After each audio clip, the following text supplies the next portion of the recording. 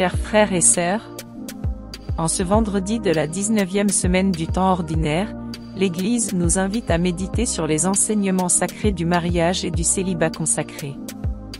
Nous sommes appelés à réfléchir à la sainteté de ces vocations et à leur rôle dans notre marche vers le royaume des cieux. Certainement, nous nous retrouvons aujourd'hui devant un passage d'Évangile qui aborde des thèmes profonds et intemporels. Le contexte de cet enseignement de Jésus nous est donné par la question des pharisiens. Est-il permis à un homme de répudier sa femme pour n'importe quel motif? Ils testent Jésus, cherchant à le piéger avec une question légale, mais ils transcendent leur piège et donnent une réponse qui va au cœur de la création et du dessein de Dieu. Jésus utilise cette occasion pour enseigner sur la nature indissoluble du mariage et introduit également l'idée du célibat consacré.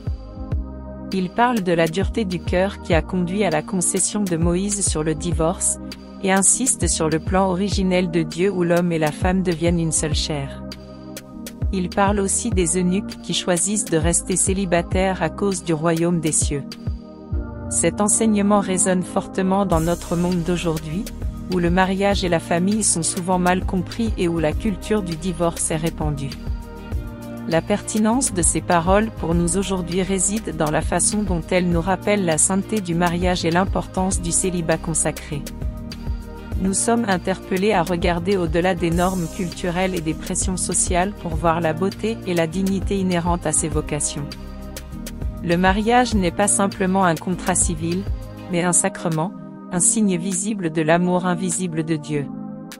Le célibat consacré, quant à lui, est un témoignage puissant de l'engagement total envers Dieu et son royaume.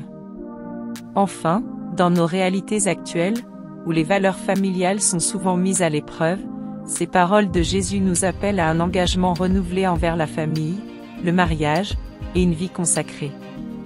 Elles nous invitent à vivre nos vocations avec fidélité et amour, enracinés dans la vérité de la création de Dieu.